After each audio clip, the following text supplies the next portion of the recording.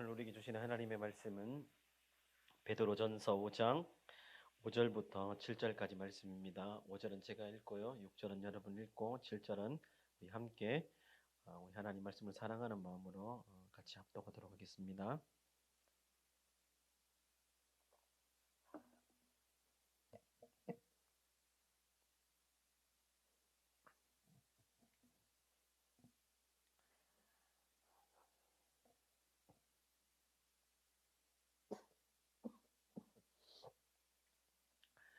베드로전서 5장 5절부터 7절까지입니다.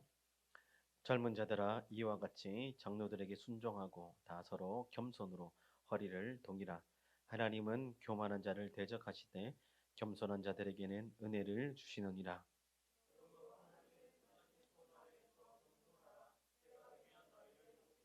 함께요. 너희 염려를 다 주께 맡기라. 이는 그가 너희를 돌보심이라. 아멘.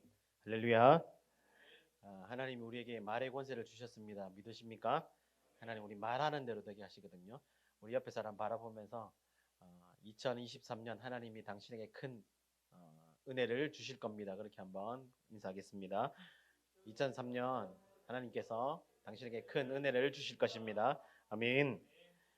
여러분 우리 모든 성도들이 특별히 신명기 1장 11절 말씀처럼 현재보다 1000배의 복을 주시는 하나님을 2023년도에 모두 경험하기를 예수님 이름으로 축복합니다. 여러분 우리가 인생을 살면서 종종 이런 사람들 만납니다. 교만한 사람들 여러분 만나죠? 여러분 주위에는 교만한 사람들이 없습니까? 저는 목사다 보니까 종종 목이 고든 목이 뻣뻣한 사람들을 종종 만납니다. 성경에도 보면 교만한 사람들의 이야기들이 나오죠. 교만하게 행하다가 하나님 심판을 받아서 나간 사람들의 이야기가 나옵니다. 다니엘서에 보면 느부갓네살 왕의 이야기가 나오죠. 대단한 하나님께서 대단한 힘과 권력을 느부갓네살 왕에게 주셨고 통치하는 나라의 땅도 엄청나게 넓은 사람이었습니다. 근데 이 모든 것이 하나님이 주신 거잖아요. 근데 이걸 기억하지 못합니다. 교만은 뭐냐면요, 나 중심의 삶입니다. 내가 기준이 되는 거예요. 자기가 보니까 땅도 넓고 힘도 있고 이렇게 하니까 위가 없는 거죠. 자기가 가장 위예요. 다니엘서 2장에 보면 꿈을 꿉니다. 큰 신상이 나오는 꿈을 꾸는데 꿈을 꾸고 난 다음에 박사와 술객들을 다 모아놓고 뭐라고 이야기합니까? 내 꿈을 맞추고 그 꿈을 해석해라. 그렇지 않으면 어떻게 한다고요? 다 죽이겠다. 이런 일이 여러분 있을 수 있습니까? 어떻게 여러분 꿈을 맞추겠습니까? 제가 만약에 여러분들한테 그렇게 말한다면 여러분 어떻게 하실래요? 다음 주부터 교회 아무도 안 오죠. 목사 또라이라고 그러고 그죠? 미쳤다 그러고 그죠?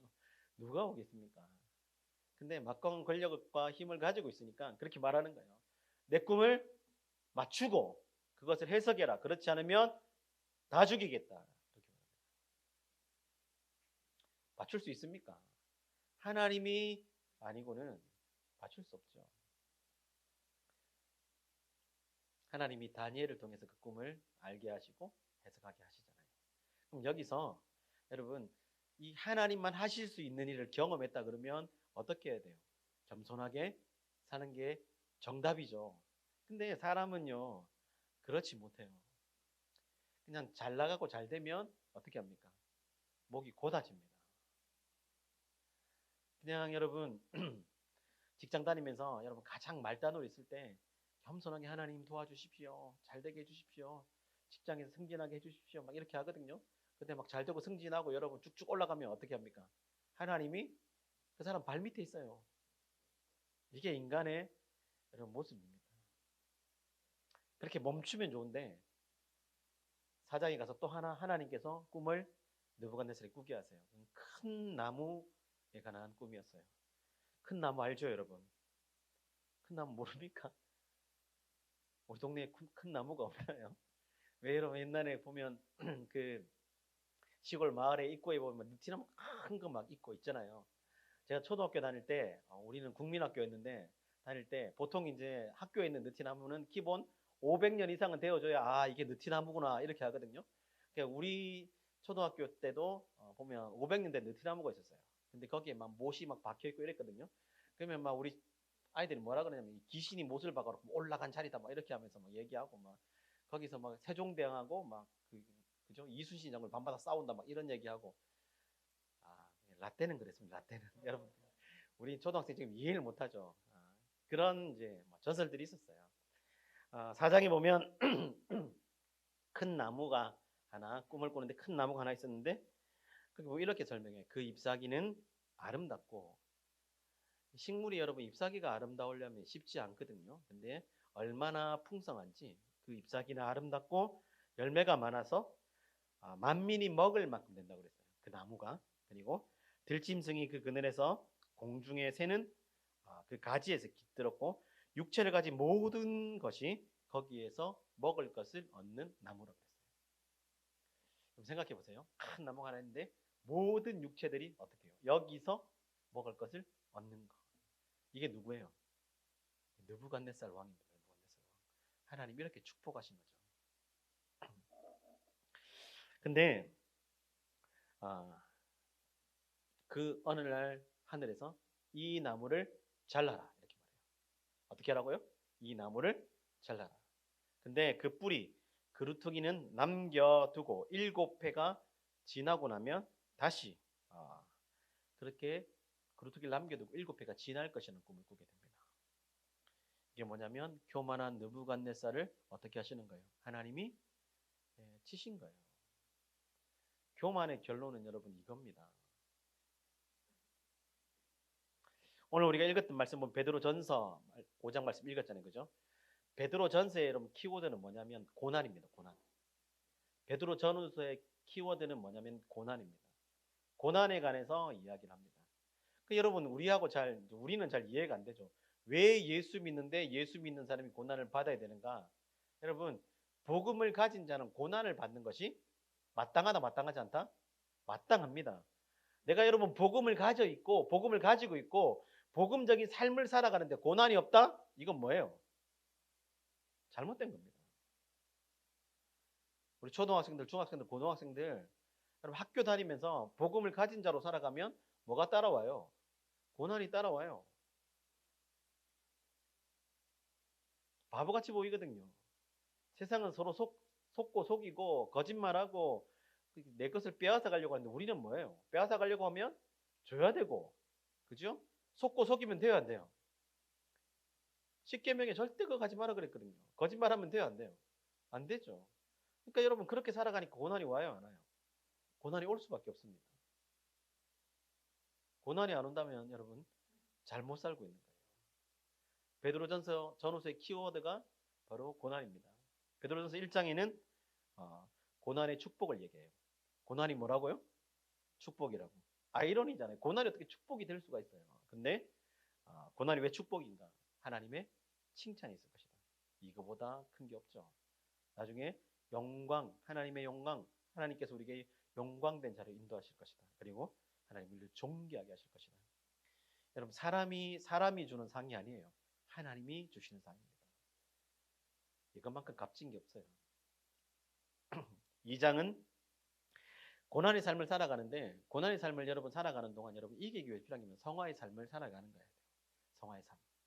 성화의 삶을 살아가기 위해 필요한 것이 무엇이냐? 신령한 젖을 사모하라 그랬어요. 신령한 젖. 신령한 젖이 무엇입니까? 우리 2살, 3살만 되면 엄마 젖을 끊는데 계속 엄마 젖을 먹으란 말이 아니잖아요. 뭐 하란 말입니까? 하나님의 말씀. 신령한 젖이 뭐냐면 하나님의 말씀입니다. 로마서에서 여러분 이렇게 말해요. 육신의 생각과 영의 생각을 이야기하는데 육신의 생각은 뭐라 그랬어요?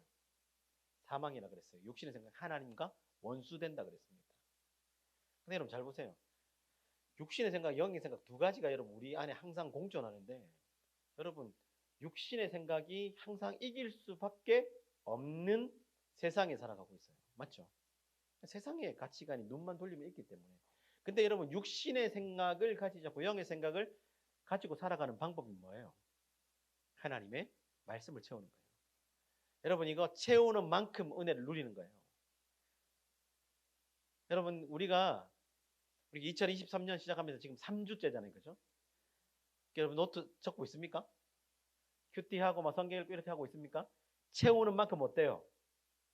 진짜 은혜가 넘치죠. 채우는 만큼 영의 생각이 여러분 안에 가득하게 되죠. 죄지을 마음이 들어요?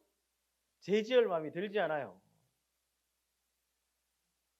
죄지을 마음이 드는 사람 뭐냐면 내 안에 뭘 채우지 않은 거예요. 신령한 젖으로 여러분 채우지 않은 거예요.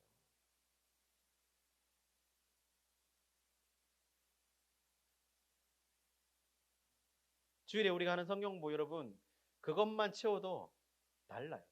완전 다르죠. 죄를 지으려고 할 때도 성령이 딱 붙잡으세요. 아니야. 성령의 소리가 들리는 거죠.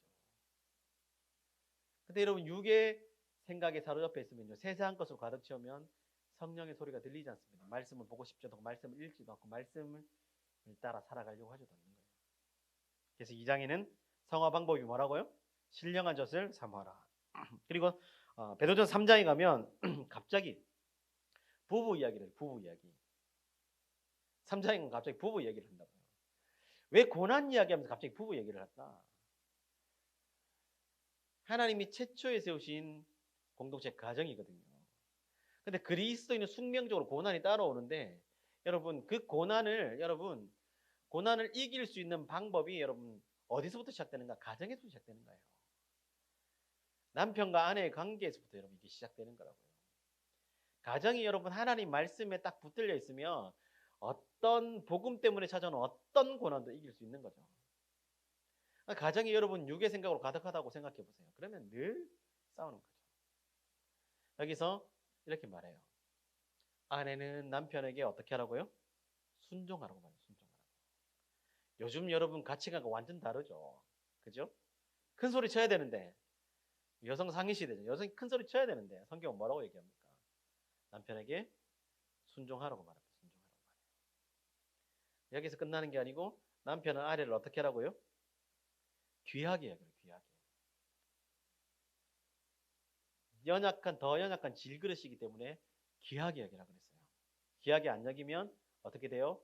기도가 막힌다 그랬어요. 기도가 막힌다. 이렇게 산다고 생각해 보세요. 세상에서 복음 때문에 고난받고 와서 여러분 부부가 딱 집에 와가지고 순종하고 귀하게 여긴다고 생각해 보세요. 그럼 고난 이길 수 있어요? 없어요? 있죠. 고난 아무것도 아닌 거죠. 그리고 4장에서는 뭐라고 얘기하냐면 고난이 유익하다 그랬어요. 고난이 유익. 여러분 이 아이러니를 여러분 믿을 수 있습니까? 고난이 유익하대요. 믿을 수 있습니까? 고난이 유익합니까? 계속 고난 받아보실래요? 고난이 왜 유익한가? 여러분 잘 들으셔야 돼요. 고난이 왜 유익한가? 죄를 그치게 해요. 고난이 찾아오면요. 하나님 앞에서 내 자신을 바라보게 되고 죄를 그치고 어떻게 해요? 다시 말씀 앞으로 돌아가게 되는 거죠. 그리고 오늘 본문 5장에서는 여러분 고난에 관한 부분에서 어떤 이야기를 하냐면요. 고난 중에 태도. 우리가 고난을 만날 때 어떤 태도로 이 고난을 맞을 것인가 그 이야기를 하는 거예요. 여러분 본문의 위치가 뭔지 이제 이해가 되시죠? 그렇죠? 5장에 가면 고난 중에 어떤 태도를 가질 것인가 특별히 이 목회자들과 성도로 나누어서 그 얘기를 하고 있습니다. 1장부터 4장까지는 장로들, 지금으로 얘기하면 목회자들을 향해서 권면을 합니다. 그리고 오늘 읽었던 5절부터 이렇게 말하죠. 젊은 자들아라고 이렇게 시작하죠. 이 젊은 자들은 누굽니까? 자, 1번 20대에서 30대, 2번 40대에서 50대, 3번 80대에서 90대. 젊은 자들아. 우리 하람이 신세대네. 이제는 인생은 80부터라 그러잖아. 그래서 그런 것 같아요. 여기서 젊은 자들은 누구인가? 평신도들 얘기하는 평신도들. 평신도들 이야기하는데 평신도들에게 뭐라고 말하냐면 장로들에게 순종하라고 권면해요. 그러니까 말씀을 가진 자들에게 말씀을 전하는 자들에게 어떻게 하라고요? 순종하라고 가르칩니다. 이걸 오해하시면 안 돼요. 예수 그리스도 안에서 하나님이 우리를 창조하시기 땅에 보내셨고 그 다음에 여러분 목사와 평신도로 나누어지는데요. 이게 여러분 세상처럼 계급 질서라고 생각하면 돼요. 무슨 질서요? 계급 질서. 목사가 위에 있고 평신도가 아래에 있고 계급 질서가 아니에요. 뭐예요? 하나님 주신 권위 질서예요. 권위 질서. 하나님이 교회를 세우시고 교회가 여러분 교회답게 세워질 때 하나님이 권위를 누구에게 주시냐면 말씀 사역자에게 권위를 주시고 말씀 사역자를 통해서 어떻게 하라고 말해요? 평신도들을 가르치도록 말씀을 가르치도록 이렇게 하신 거예요. 이건 권위 질서이지 계급 질서가 맞다 아니다? 아닌 거예요. 그래서 여러분 목회자가 내가 목사니까 성도들이 내 말 들어야 돼. 이게 아니에요. 단위에서 여러분 선포될 때는 여러분 권위로 하나님이 주신 그 권위로 말씀을 선포하는 거지만 내려와서는 뭐예요? 다 똑같습니다. 어떤 면에서 똑같아요? 하나님 말씀 붙잡고 살아가는 삶에 대해서는 똑같아요. 단지 하나님 말씀을 전할 때는 하나님이 권위자로 세워주신 거라고요. 그래서 그런 측면에서 어떻게 하라고요? 목회자들에게 평신도들이 어떻게 하라고요? 순종하라고 말하는 겁니다.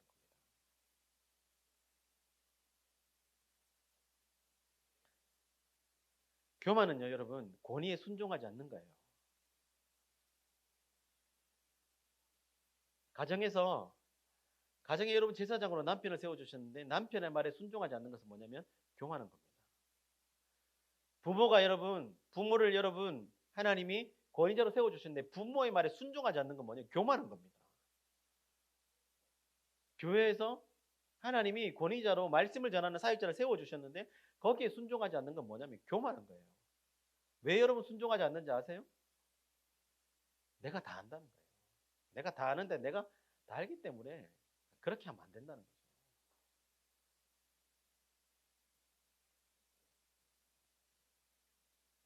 겸손이 바로 권위에 순종하는 겁니다. 겸손한 자. 오늘 여러분 설교 제목이 뭡니까? 제자답게 겸손이에요. 겸손은요 권위에 순종하는 거예요. 6절 말씀을 한번 같이 한번 보실까요? 이렇게 말해요. 겸손하라고 말하는데 같이 한번 읽어보겠습니다. 시작. 그러므로 하나님의 능하신 손 아래에서 겸손하라. 때가 되면 너희를 높이시리라. 아멘. 어떻게 하라고 말합니까? 겸손하라고 말하죠. 겸손은 뭐냐면 권위 순종하는 거예요. 권위 순종하는 거. 그렇게 하면 어떻게 한다고요? 때가 되면 어떻게 하신다고요? 높이신다.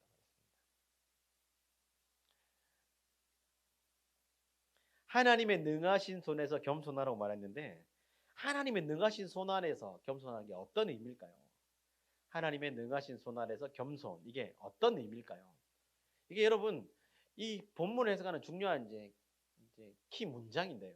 하나님의 능하신 손 안에서 겸손하라고 그랬거든요. 그냥 겸손한 게 아니고 하나님의 능하신 손 안에서 겸손하라고 말했는데 이게 뭐냐면 가장 먼저 하나님을 염두에 둬야 돼요.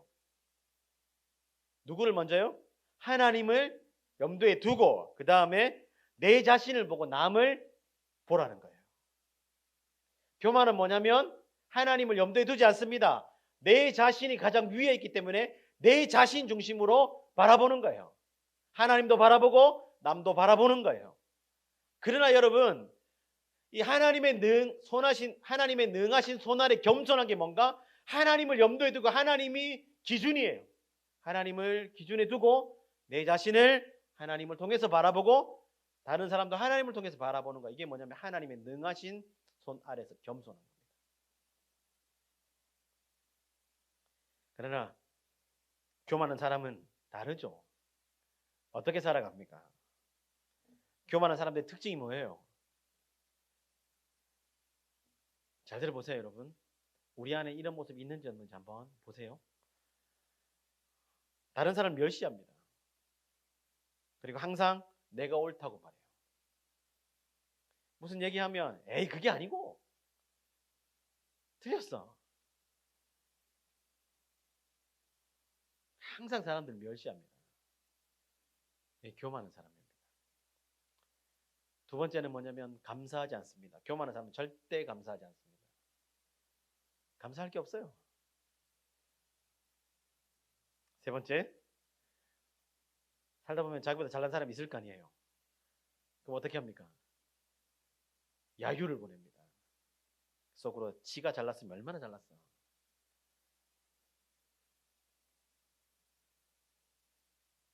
늘 여러분 우리 뉴스를 통해서 보죠. 이게 가장 여러분 잘 보이는 곳이 어디예요? 정치판이죠. 상대방 정당이 어떤 좋은 정책을 내면 박수 치는 거 봤어요? 야유를 보내고. 이게 뭐냐면 교만의 증거입니다. 교만의 증거. 교회에도 여러분 이런 일이 있죠. 가정에도 이런 일이 분명히 있죠. 그 다음에 네 번째가 뭐냐면 더러운 경쟁을 하더라도 수단과 방법을 가리지 않고 어떻게 해요? 항상 높아지려고. 항상 윗자리에 있어야 돼요. 윗자리에. 자기가 항상 주도가 돼야 돼요. 자기가 주도. 인생의 주도가 돼야 돼요. 자기가 인생의 주도가 안 되면 안 돼요. 자기가 여기서 제일 왕노릇 해야 돼요. 왕노릇. 요즘 교회 안에 이런 사람들이 많으니까 어떻게 합니까? 왕노릇 못하면 다른 교회 가서 왕노릇 하려고. 이렇게 하는 경우들이 많이 있죠. 이게 뭐냐면 교만입니다. 교만. 이 교만을 정리해 보면요. 그렇죠. 항상 누구 중심? 예, 나. 자기 중심. 자기 중심으로 세상을 바라보고 그리고 자기가 가장 뛰어나고 타인은 무시하고 다른 사람을 멸시하는 사람. 이게 바로 교만한 사람입니다. 조나단 에드워즈가 여러분 교만의 7대 특성을 이렇게 정리를 했어요. 1번부터 7번까지가 있는데 1번부터 3번까지는 뭐냐면 대인관계에서 교만이 어떻게 나타나는지 그리고 4번부터 6번까지는 대화관계 그러니까 내 자신을 어떻게 보는지 그리고 마지막 7번 신관입니다. 대신관계 하나님을 어떻게 보는지 교만의 7대 특징을 정리는 첫 번째가 뭐냐면 남들 책잡기 대인관계에서 남들 책잡기 이게 뭐냐면 내 눈에 들보는 보여요 안 보여요? 안 보입니다. 남의 눈에 뭐가 보여요? 티끌이 보이는 거죠. 그래서 늘 뭐예요? 늘 지적하는 거예요. 넌 이거 잘못됐고 넌 이게 잘못됐고 넌 이걸 못하고 맨날 지적합니다. 이게 뭐예요? 네, 교만의 조나단 에드워즈가 말하는 교만의 첫 번째 특징입니다. 두 번째 특징이 뭐냐면 예리한 지적. 예리한 지적이 좋은 거예요? 좋은 건가요? 이게 뭐냐면 남의 허물을 날카롭게 지적하는 거예요. 성경은 나보다 남을 낮게 여기라 그랬잖아요. 그죠? 사랑은 허다한 죄를 어떻게 한다고요? 덮는다 그랬어요. 근데 교만한 사람은 어떻게 해요? 날카롭게 지적합니다. 왜 이거 안 했어? 왜 이걸 못해? 이거밖에 안 돼? 항상 그렇게 하죠. 세 번째는 호불호입니다. 호불호. 호불호가 뭐냐면 유명한 사람은 중요하게 생각하고 그리고 약자는 거들떠 돋보지도 않는 거예요. 세상과 완전 다르죠. 세상이 이렇게 하잖아요. 교회는 어떻게 합니까? 야고보서 얘기하죠. 부자가 오면 앞자리에 앉히고 막 좋은 자리에 그렇게 하지 말라 그랬죠. 그죠? 가난하고 약한 자들을 돌아보라 말했죠. 성경은. 그렇죠? 그런데 교만한 사람은 반대예요. 반대. 강한 사람은 어떻게 해요? 굉장히 중요하게. 굽신굽신. 약한 사람은 거들떠 보지도 않습니다. 이게 대인관계에서 말한 세 가지. 그리고 4번부터 6번까지는 뭐라 그랬어요? 대화관계, 내 자신을 어떻게 보는지. 네 번째는 뭐냐면 피상적 시각입니다. 피상적 시각입니다. 피상적 시각이 뭐냐면 남의 눈, 남들이 나를 볼 때는 어떻게 해요? 거룩한 척, 죄와 싸우는 척, 말씀대로 사는 척하고 혼자 있을 때 어떻게 해요? 죄와 타협하는 거예요. 혼자 있을 때 죄 짓는 거 아무렇지도 않게 그렇게 하는 거예요. 그리고 다섯 번째가 뭐냐면 내 자신을 어떻게 바라보는가? 항상 자기 변호합니다. 자기 변호. 교만한 사람은 교만의 다섯 번째 특징이 뭔가? 자기 변호. 이게 뭐냐면요. 누군가 어떤 이야기를 하면 늘 핑계댑니다. 그래서 그런 거예요. 그랬기 때문에 어쩔 수 없었어. 그러면서 자기를 늘 변호하죠. 겸손한 사람은 어떻게 하겠어요? 미안하다고 말하겠죠. 이건 내가 미쳐보지 못했네. 미안해. 이렇게 말하겠죠. 교만한 사람 절대 그렇게 하지 않습니다. 늘 핑계댑니다. 그래서 사역을 하다 보면 사람들 만나서 이런 얘기를 지적하거나 말해줄 때가 있잖아요. 그럼 늘 핑계대요. 아, 그건 이래서 그렇고 이건 이렇고. 제가 이렇게 될 수밖에 없는 상황입니다. 이게 뭐냐면 교만입니다. 교만. 그리고 여섯 번째가 명예에 집착합니다. 명예. 아까 이게 교만한 사람 항상 어디 있어야 된다고? 높은 자리, 제일 위에 있어야 되는 거예요. 어느 모임에 가봐도 자기가 주도해야 되는 거예요. 자기보다 더 뛰어난 사람이 있으면 절대 안 돼요. 그래서 여러분 어떻게 합니까? 이 모임에 호랑이가 있어서 자기는 여우인데 호랑이가 있어가지고 이 모임에 주도를 못하면 어디로 가요? 여우들이 토끼가 있는데 가가지고 그렇게 하는 거죠. 이 교만한 사람입니다. 필시 여러분 교만한 사람 멸망합니다. 그리고 마지막 일곱 번째, 조나단 에드워즈가 얘기한 마지막 일곱 번째는 무슨 관계라 그랬어요? 대신 관계, 하나님과 관계. 이게 뭐냐면 일곱 번째는 하나님께 당돌합니다. 하나님 어떻게 생각해요? 자기 종처럼 생각해요. 지니 램프 알죠? 비비면 누가 나와요? 알라딘의 요술 램프 알죠? 비비면 누가 나와요? 지니. KT 지니 말고 진짜 지니가 나오죠. 나와서 뭐라 그래요? 주인님 말씀하십시오. 뭐 해드릴까요? 그죠? 우리나라로 치면 하나님을 도깨비 방망이로 생각하는 거죠. 이게 뭐냐면 교만의 일곱 번째 특징입니다. 하나님께 당돌한 거예요. 주인이 바뀐 거죠. 내가 주인이고 하나님은 종인 거죠. 이렇게 살아가는 사람들 여러분 어떻게 하신지 여러분 본문 5절을 보십시오. 하나님은 교만한 자를 어떻게 해요? 대적하시되라고 말합니다. 5절에 보니까 하나님은 교만한 자를 대적하시되 겸손한 자들에게는 어떻게 하신다고요? 은혜를 베푸신단 말했어요. 여러분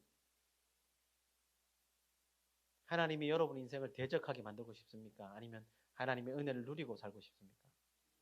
은혜를 누리고 살아야 되죠. 그러면 어떻게 해야 돼요? 겸손해야 됩니다. 이게 정말 중요합니다.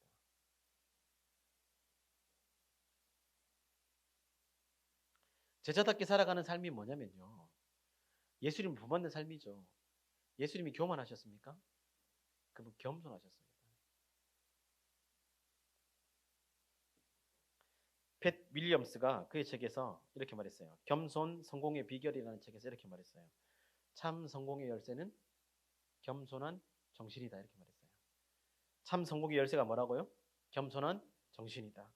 진정으로 위대한 모든 사람들은 대부분 겸손한 사람이었다 이렇게 말했어요.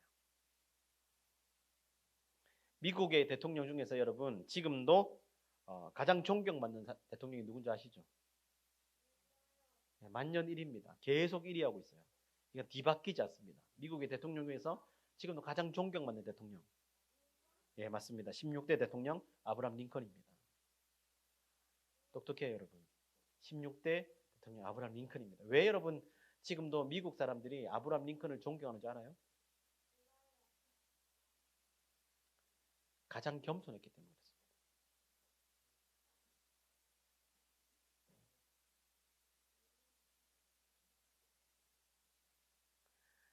그래서 늘 1위를 하는 거예요. 여러분 우리도 사람을 만나보면 알지만 교만한 사람이 여러분 좋습니까? 겸손한 사람이 좋습니까? 겸손한 사람이 좋잖아요. 교만은 하나님이 대적하시고요. 겸손한 자에게 하나님이 은혜를 베푸십니다. 올 한 해 여러분 우리가 모두 겸손해서요. 하나님의 은혜를 많이 받아 누리는 영도방주기 모든 성도들 되기를 예수님 이름으로 축복합니다. 그러면 어떻게 하면 겸손해질까? 이걸 방법을 알아야 될 거 아니에요. 그죠? 여기서 설교를 마치면 겸손하게 살아야지. 하나님 겸손하게 해주세요. 겸손하게 해주세요. 방법을 모르는데 어떻게 겸손해지겠어요? 물론 하나님이 은혜를 주시면 겸손해지지만 그 방법, 인간적인 노력도 필요한 거거든요. 어떻게 하면 겸손해지는가? 겸손의 방법을 제가 세 가지 정도만 정리했습니다. 세 가지 정도만 함께 나누고 우리 함께 기도했으면 좋겠습니다. 첫 번째가 뭐냐면 겸손의 방법 첫 번째가 뭐냐면요. 오직 하나님께만 영광을 돌려라 입니다. 누구에게만? 하나님께 영광 돌리는 거예요. 겸손의 가장 기본적이고 중요한 방법이 뭐냐면 창조주 하나님. 역사를 다스리시고 섭리하시는 하나님께 영광을 돌리는 거예요. 다른 말로 하면 여러분 오직 하나님께 영광이 이게 뭐냐면 다른 말로 하면 오늘 본문에서 말합니다. 여러분 하나님을 가까이 하는 거예요. 하나님을 가까이 하는 거.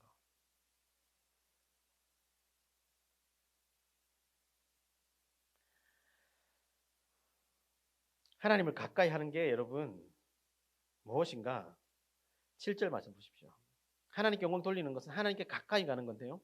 7절에 보면 너희 염려를 다 주께 맡기라. 이는 그가 너희를 돌보심이라 이렇게 말했어요. 하나님께 가까이 하는 거 이게 하나님께 영광을 돌리는 건데요. 하나님을 가까이 하는 게 뭔가 다른 게 아니에요. 모든 염려를 어떻게 해요? 주께 맡기는 거예요. 이게 하나님께 영광 돌리는 삶입니다. 교만이 뭐예요? 염려가 있고 이런 문제가 있으면 이거 다 내가 해결을 하는 거죠. 그러나 여러분 겸손이 뭐냐? 하나님을 가까이 하는데 그 하나님을 가까이 하는 게 뭔가? 하나님께 다 맡기는 거예요. 하나님 도와주십시오. 하나님이 해주셔야 됩니다. 그렇게 하면 뭘 경험해요? 오늘 본문에서 얘기를 하죠. 너희 염려를 주께 맡기라. 이는 그가 너희를 돌보심이라. 하나님께 맡기면 하나님의 돌보심의 은혜를 경험하게 되는 거죠. 하나님을 가까이 해야 여러분 겸손해질 수 있습니다. 하나님을 가까이 하는 게 뭐라고요? 염려를 맡기는 거예요. 내가 해결하려고 하는 게 아니에요. 그냥 맡겨드리는 거예요. 그러면 나를 돌보시는 은혜를 경험하게 돼요. 교만해서 여러분 지가 다 하려고 하다 보면 하나님이 하실 수 있는, 일할 수 있는 자리가 있어요? 없죠. 혹 하나님이 하시더라도 하나님이 하신 거 알아요? 몰라요? 모르죠. 사도행전 12장 보세요 여러분. 헤롯 왕이 하나님이 여러분 권위를 주셔서 왕이 되게 하셨잖아요. 막 사람들이 헤롯 왕을 보면 막 칭찬합니다. 근데 그 칭찬을 보면서 여러분 칭찬을 들으면서 하나님께 영광을 돌리지 않죠. 그래서 어떻게 됩니까? 그 영광을 누가 준 거예요? 하나님이 주신 거예요. 돌리지 않죠. 어떻게 됩니까? 벌레가 와서 헤롯을 죽입니다. 죽어요. 사랑하는 여러분, 하나님을 가까이에서 겸손해지길 축복합니다. 염려가 있을 때 겸손한 사람 어떤 사람인가? 다 맡겨드리는 거예요. 하나님, 저 이 건강의 문제가 지금 이런데 하나님 어떻게 해야 될까? 하나님께 맡겨드립니다. 하나님 지금 재정의 문제가 이런데 하나님께 맡겨드립니다. 하나님 내가 지금 앞날 어떻게 해야 될지 고민하고 있는데 하나님께 맡겨드립니다. 이게 뭐예요? 이게 하나님께 영광 돌리는 거예요. 두 번째가 뭐냐면 하나님의 가시 선물을 수용해야 돼요. 무슨 선물요? 가시 선물. 좀 말이 좀 어렵죠. 가시 선물을 수용해야 된다. 가시 알죠? 가시. 장미에 있는 가시. 그죠? 나무에 있는 가시. 찔리면 어때요? 아프죠? 하나님이 우리에게 가시를 주신다고요. 근데 가시 선물이에요, 선물. 그것을 어떻게 해야 된다고요? 수용할 수 있어야 돼요. 이게 뭐냐면 겸손해지는 방법이에요. 여러분, 인생을 살면서 우리에게 여러분 가시가 찾아옵니까? 찾아오지 않습니까? 찾아오잖아요. 찌르잖아요. 아프잖아요. 근데 여러분 우리가 인생을 살면서 가시가 여러분 내 인생을 찌르고 나를 아프게 할 때 어떻게 해요? 에? 뭐예요? 원망하고 불평하잖아. 왜 하나님 나한테 이 가시를 줍니까? 내가 믿는 사람인데 왜 나한테 이런 가시를 주냐고 이렇게 말하죠. 근데 여러분 가시를 수용해요? 수용 안 합니다. 어떻게 해요? 나중에 막 대들죠. 그 여러분 조나단 에드워즈가 얘기했던 하나님과의 관계, 하나님께 당돌하게 하죠. 왜 나한테 지금 이런 걸 주십니까? 이렇게 말하죠. 사도 바울도 여러분 하나님의 가시 선물을 받았습니다. 고린도서 12장 7절에 보면 육체의 가시 곧 사단의 사자 하나님이 근데 주셨다고 말해요. 누가 주셨다고요? 하나님이 주셨다고 말해요. 하나님이. 여러분 인생에 여러분 찾아오는 가시를 누가 주시는 거예요? 하나님 주시는 거예요. 하나님 주셨는데 육체의 가시에 대한 해석은 뭐 여러 가지로 있습니다. 그 다메섹에서 9장에 사도행전 9장에 보면 다메섹에서 회심하잖아요. 그때 빛이 사도를 비치는데 그때 눈에 이상이 뭐 생겼다. 아니면 뭐 간질이다. 육체의 가시가 유대인들 동족이 핍박하는 거다. 이렇게 뭐 한 3가지 정도로 이야기를 하는데 저는 개인적으로는 이 육체의 가시가 동족의 핍박 같아요. 동족의 핍박. 근데 이 육체의 가시를 하나님이 주셨는데 고린도서 12장 8절에 이렇게 말합니다. 하나님 이거 없애주세요. 이렇게 말해요. 어떻게 해달라고? 없애주세요. 근데 여러분 9절에 뭐라고 하나님이 뭐라고 말씀하십니까? 내 은혜가 네게 족하도다 이렇게 말했어요. 뭐라고요? 내 은혜가 네게 족하도다. 하나님이 사도 바울이 주신 그 은혜가 족하대요. 근데 그 다음에 이렇게 말하죠. 이는 내 능력이 약한 데서 온전해짐이란 말했어요. 하나님의 능력이 약한 데서 온전해진다고요. 이 말이 뭐예요? 육체 가시 선물을 주신 게 이유가 뭐예요? 여기서 하나님의 강함을 경험하게 되는 거죠. 하나님 저 이 육체의 가시 때문에 너무 힘들어요. 하나님 도와주세요. 거기서 뭘 경험한다고요? 하나님의 능력을 경험하고 그 온전하게 하신 하나님의 은혜를 경험하게 되는 거죠. 그래서 겸손해지는 방법이 무엇인가? 내 인생에 찾아오는 그 가시를 어떻게 받아들이는 거예요? 수용할 수 있어야 돼요. 하나님이 주신 선물임을 감사하면서 수용할 수 있어야 돼요. 이게 겸손하게 살아가는 사람입니다. 여러분 살다가 여러분 잘 나가다가 여러분 하루아침에 쫄딱 망할 수 있어요. 그죠? 그게 육체의 가시죠. 여러분 이게 하나님 주신 가시 선물이죠. 그럼 어떻게 해요? 대놓고 하나님 원망하고 삿대질하고 그죠? 학교에서 여러분 공부하다가 성적이 잘 나올 때도 있지만 여러분 떨어질 때도 있습니다. 그러면 막 원망하고 불평하면 하나님이 가시 선물 주신 것인데 이걸 수용하는 것이 뭐예요? 네, 겸손입니다. 겸손. 여러분 겸손합니까? 가시를 여러분 하나님 선물로 주실 때 수용하고 감사해요? 교만한 거예요. 왜 나한테 이따위 것을 주냐는 거죠. 나 중심으로 살아가니까요. 그런 겁니다. 가시는 누구나 있습니다. 그게 남편일 수도 있고 아내일 수도 있고 자식일 수도 있고 물질일 수도 있고 사람일 수도 있습니다. 그게 건강일 수도 있고. 그러나 여러분 하나님 주신 가시 선물을 수용하는 여러분 되시길 축복합니다. 수용할 때 여러분 비로소 내가 겸손해지고 있다는 것을 기억하셔야 돼요. 그리고 마지막 3번째가 뭐냐면 낮은 자리에서 종으로 살기입니다. 종으로 살기. 아까 교만이 뭐라 그랬어요? 높은 자리. 내가 최고 우선. 내가 모든 모임의 중심. 그죠? 그러나 겸손의 방법 3번째는 뭐라고요? 낮은 자리에서 종으로. 성경은요. 가장 낮은 자리에 섬기는 자가 가장 큰 자라고 말했습니다.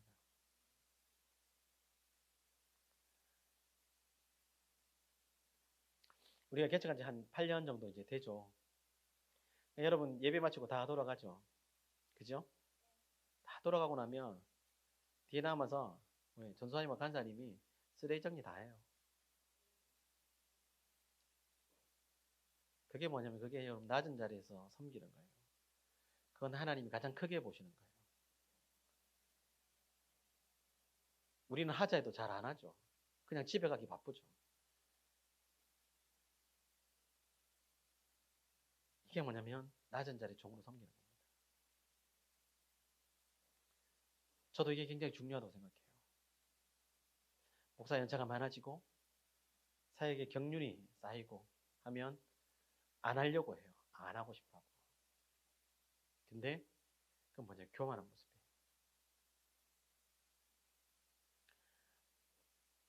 신앙 수련회를 마치고 금요일 마지막 정리할 때도 보면 그냥 여러분 사람들이 있으니까 그냥 뭐 하는 척하고 땡땡 치셔도 누가 뭐라 하겠어요. 그러나 여러분 낮은 자리에서 여러분 종으로 섬기는 게 뭐냐면 그냥 사는 거예요. 우리 교회에서 이번에는 가져갈 여러분 그 물건이 많이 없어가지고 몇 개 안 들고 갔는데 그날 제가 가서 보니까 제일 무거운 게 저거더라고요. 그래서 내가 저걸 들고 내려가야 되겠다. 저걸 들고 내려가는데 주님의 고난이 배 마음껏 아니지만 나이가 들긴 들었는가 봐요. 강당에서 이렇게 그 내리막길을 돌아서 내려가는데 이게 조금 뭐라고 해야 돼? 좀 딸린다. 뭐 그런 생각이 들더라고요. 그러나 그게 뭐예요? 낮은 자리에서 섬기는 거예요.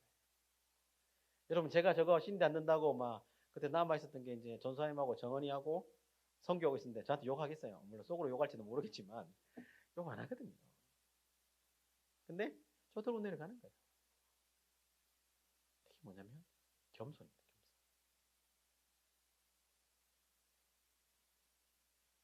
앞에 제가 팻 윌리엄스 얘기를 했죠. 낮은 자리에 섬기기 위한 제안을 이렇게 말합니다. 항상 첫 번째가 기억하라고요. 나는 누구인가? 나는 어떤 사람이 되고 싶은가? 시간을 보내면서 나를 자꾸 살펴보라는 거예요. 낮은 자리에 섬기기 위한 두 번째가 뭐냐면 잔혹할 정도로 정직하게 지적해주는 소수의 믿음의 친구들을 사귀라는 거예요.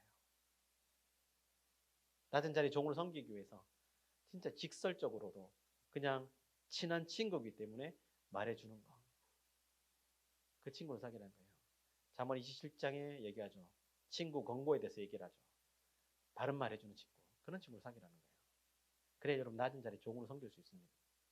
그리고 세 번째, 낮은 자리에서 섬기기 위한 세 번째가 자신의 실수와 실패를 인정하고 즉시 인정하라는 거예요. 이게 겸손입니다. 내가 잘못했어. 아까 교만한 사람 어떻게 한다고요? 핑계를 대면 핑계. 제가 지금 이런 상황이고 이렇기 때문에 이럴 수밖에 없어. 자기 변호한다 그랬잖아요. 그러나 낮은 자리에 섬기는 사람, 겸손한 사람은 자신의 실수와 실패를 즉시 인정합니다. 미안해, 내가 잘못했어. 내가 잘 못 본 것 같아. 이렇게 말합니다. 그리고 네 번째, 정직하게 겸손하고 그리고 겸손하게 정직하랍니다. 정직하게 겸손하고 겸손하게 정직하라는 거예요.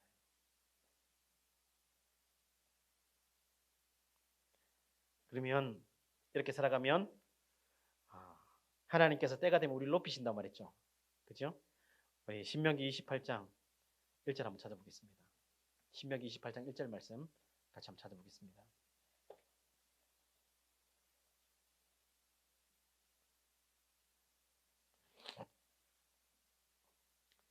신명기 28장 1절 말씀 다 찾았습니까?